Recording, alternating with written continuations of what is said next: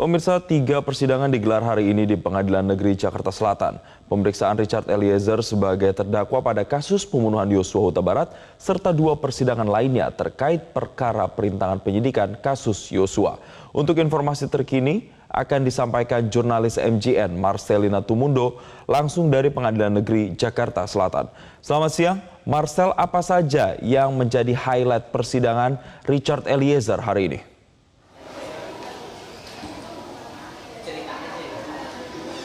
Ya, Jason, untuk persidangan bagi terdakwa Richard Eliezer hari ini agenda utama sebetulnya adalah mendengarkan keterangan Richard sebagai terdakwa. Tetapi tadi sebelum permintaan keterangan kepada Richard Eliezer, jaksa penuntut umum sempat membacakan ada 5 BAP dari para saksi yang sebelumnya tidak bisa hadir secara langsung di persidangan untuk terdakwa Richard Eliezer. Mereka adalah antara lain Sugeng Wicaksono yang merupakan Sesro Biro Provos Propam Polri, kemudian juga ada saksi Novianto Rifai yang merupakan asisten pribadi dari Verdi Sambo, lalu juga ada saksi 2 ART Verdi Sambo yakni Rojia dan Sartini, lalu ada satu saksi dari Ketua RT Komplek Polri Duren 3 yakni Seno Soekarto. Tidak jauh berbeda keterangan-keterangan yang diberikan oleh para saksi ini dalam BAP mereka seperti yang sebelumnya sudah dibacakan bagi terdakwa Verdi Sambo dan Putri Chandrawati pada pekan lalu. Dan terhadap 5 keterangan BAP tersebut, terdakwa Richard Eliezer ini tidak memberikan adanya bantahan. Bahkan ada beberapa keterangan yang tidak diketahui persis oleh Richard Eliezer terkait dengan kebenarannya. Tetap para saksi yang memberikan keterangan secara tertulis ini merupakan bukti atau salah satu bukti dalam persidangan untuk nanti dipertimbangkan oleh majelis hakim dalam pengambilan putusan atau vonis. Nah, selanjutnya setelah dibacakan 5 BAP tersebut, persidangan dilanjutkan dengan meminta keterangan dari Richard Eliezer sebagai terdakwa. Kali ini pihak majelis hakim dan jaksa penuntut umum mendalami terkait dengan sejumlah kronologi yang sebelumnya sudah disampaikan juga oleh pihak Richard Eliezer, tetapi pada saat ini kembali diperdalam atau dipertajam. Karena sebelumnya pihak majelis hakim juga kemarin sudah pergi atau melakukan cek TKP di 2 lokasi, yakni di Komplek Polri Duren 3 di rumah dinas Verdi Sambo nomor 46 dan juga di rumah Saguling. Sehingga tentunya sudah ada bayangan yang lebih konkret di dalam atau yang dimiliki oleh pihak majelis hakim yang dikonfirmasi dalam persidangan tadi soal posisi dari para terdakwa di rumah dinas, kemudian juga terkait dengan kronologi ketika mereka baru saja tiba di rumah Saguling dari perjalanan Magelang ke Jakarta. Apa saja yang tadi didalami, ini kami catat beberapa poin-poinnya. Yang pertama tadi majelis hakim mendalami soal pemberian perintah atau semacam briefing yang diberikan oleh Verdi Sambo di rumah Saguling. Tepatnya adalah di lantai 3, Richard menceritakan bahwa Verdi Sambo menyatakan kekesalannya terhadap apa yang dilakukan oleh Brigadir Yosua di Magelang, yang menurut Verdi Sambo itu adalah pelecehan yang dilakukan kepada Putri Chandrawati. Lalu Richard menceritakan bahwa Verdi Sambo menyebut Yosua ini harus dibunuh dan ia meminta kesediaan kepada Richard untuk membantu Verdi Sambo dalam upaya untuk menghabisi nyawa dari Brigadir Yosua. Kata-kata atau perintah yang kemudian diberikan oleh Verdi Sambo menurut Richard ini adalah kata bunuh, bukan sekedar hajar atau membackup, tapi menggunakan kata bunuh. Kemudian tadi juga didalami terkait dengan peristiwa di TKP Duren 3 atau di rumah dinas Verdi Sambo. Di situ Richard Eliezer kembali menegaskan pengetahuannya bahwa ia melihat Verdi Sambo ini telah mengenakan sarung tangan. Kalau kita bandingkan dengan bukti-bukti lainnya di persidangan seperti bukti rekaman video yang menunjukkan bahwa Verdi Sambo di luar rumah dinasnya ini dia tidak mengenakan sarung tangan, tetapi kemudian kalau menurut pernyataan dari Richard Eliezer sebagai terdakwa hari ini, ia mengaku melihat Verdi Sambo sudah mengenakan sarung tangan di dalam rumah, sehingga tentunya ini ada perbedaan yang muncul di persidangan. Salah satu kendalanya adalah karena dari dalam rumah dinas ini tidak ada bukti DVR CCTV yang bisa mengungkap kejadian sebenarnya di dalam, sehingga yang sangat menjadi penting adalah kejujuran ataupun konsistensi dari kesaksian setiap terdakwa yang dihadirkan dalam persidangan.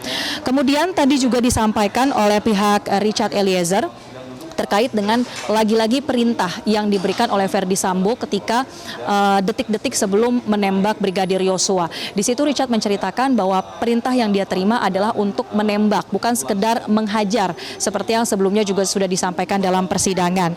Dan Richard juga menceritakan bahwa Verdi Sambo sempat mengokang salah satu senjata lainnya yang digunakannya untuk membunuh atau untuk maksud kami menembak ke arah Brigadir Yosua dan juga ke beberapa titik seperti diantaranya adalah di tembok-tembok di rumah dinasnya itu.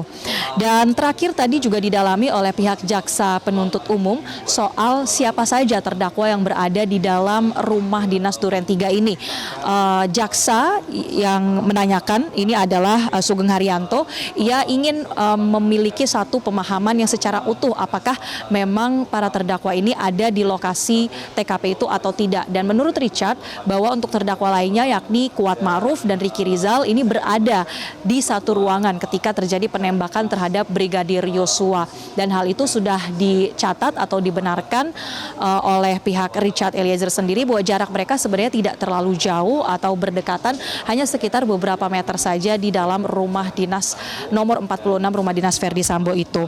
Nah, setelah dilakukan pendalaman kepada Richard Eliezer selaku terdakwa, tadi persidangan juga ditutup dengan diskusi antara JPU dan Majelis Hakim soal agenda sidang selanjutnya.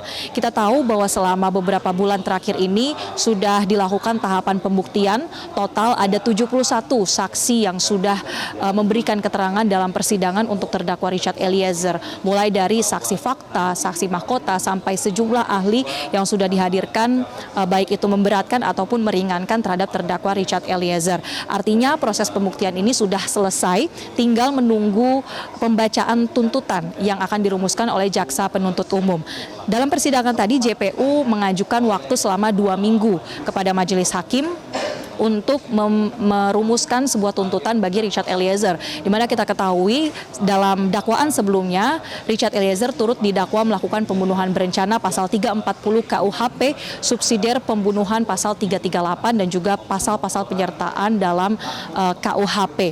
Nah, ini kita akan lihat bersama tuntutan yang rencananya akan dibacakan oleh JPU dalam kurun waktu 1 pekan ke depan. Jadi tadi jaksa meminta waktu 2 minggu, tapi Majelis Hakim mengabulkannya 1 minggu.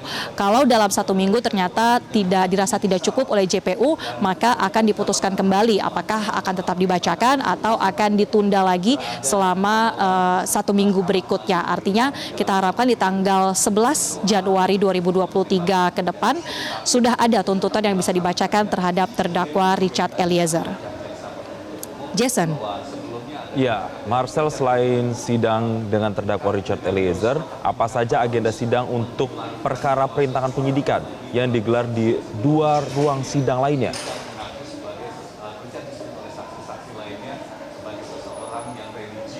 Ya, Jason, benar sekali bahwa untuk hari ini ada persidangan terkait dengan kasus obstruction of justice atau perintangan penyidikan terhadap tewasnya Brigadir Yosua. Untuk agenda selanjutnya, tadi kami mendapatkan informasi bahwa persidangan saat ini sedang diskors dan akan kembali dimulai pada sekitar pukul 14 atau jam 2 siang nanti dengan agenda persidangan bagi terdakwa Hendra Kurniawan, Agus Nurpatria, dan Arif Rahman Arifin. Ketiga terdakwa ini nantinya akan saling memberikan kesaksian untuk satu sama lain, atau agendanya adalah mendengarkan keterangan dari saksi mahkota. Tidak hanya antara 3 terdakwa ini saja yang akan bersaksi, tapi nanti sore rencananya Verdi Sambo juga akan memberikan kesaksian bagi ketiga terdakwa ini. Tadi kami sudah melihat bahwa Verdi Sambo juga didatangkan ke Pengadilan Negeri Jakarta Selatan bersamaan dengan para terdakwa lainnya, dan saat ini ia tengah menunggu di ruang tunggu untuk nantinya kalau sesuai dengan jadwal ini bisa turut memberikan keterangan bagi para terdakwa obstruction of justice. Untuk terdakwa Hendra Kurniawan, Agus Nurpatria, dan Arif Rahman Arifin, persidangan ini akan digelar di ruang sidang 3 Pengadilan Negeri Jakarta Selatan. Selain di ruang sidang 3, kami juga mendapatkan informasi untuk di ruang sidang 2 akan digelar persidangan bagi terdakwa Baikuni Wibowo, Cuk Putranto, dan juga Irfan Widianto dengan agenda mendengarkan keterangan keterangan dari ahli ITE. Terkait dengan persidangan ini juga masih akan kami pantau bagaimana dinamikanya, apakah akan ada fakta-fakta baru yang kemudian terbuka untuk bisa membuktikan sejumlah pasal yang sudah didakwakan kepada para terdakwa obstruction of justice ini, di mana mereka didakwakan melanggar pasal dalam Undang-Undang ITE, kemudian juga sejumlah pasal dalam KUHP dengan ancaman hukuman maksimal adalah 10 tahun penjara. Demikian, Jason. Selina Tumundo melaporkan langsung dari Pengadilan Negeri Jakarta Selatan. Selamat bertugas kembali.